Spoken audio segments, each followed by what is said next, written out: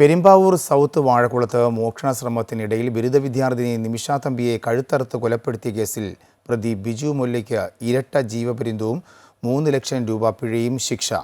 Paravur additional sessions കോടതിയാണ് കേസിൽ ശിക്ഷ വിധിച്ചത്. കേസിൽ പ്രതി കുറ്റക്കാരനാണെന്ന് കോടതി കഴിഞ്ഞ ദിവസം കണ്ടെത്തിയിരുന്നു.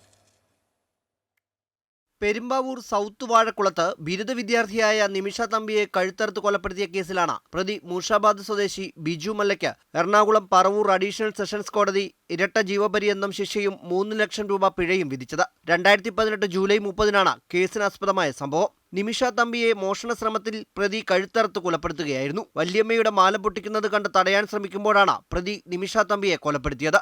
നിമിഷയെ ആക്രമിക്കുന്നത് കണ്ട് തടയാൻ ശ്രമിച്ച വല്യച്ഛൻ ഏലിയാസിനെയും കുത്തി പരിക്കേൽപ്പിച്ചിരുന്നു.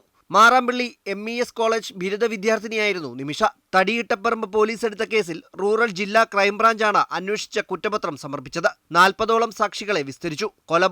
കൊലപാതക ശ്രമം, ആയുധം ഉപയോഗിച്ച് കവർച്ച, അതിക്രമിച്ചു കയറൽ തുടങ്ങിയ വകുപ്പുകളാണ് പ്രതിക്കെതിരെ ചുമത്തിയിരുന്നത്. അമൃത ന്യൂസ്, കൊച്ചി.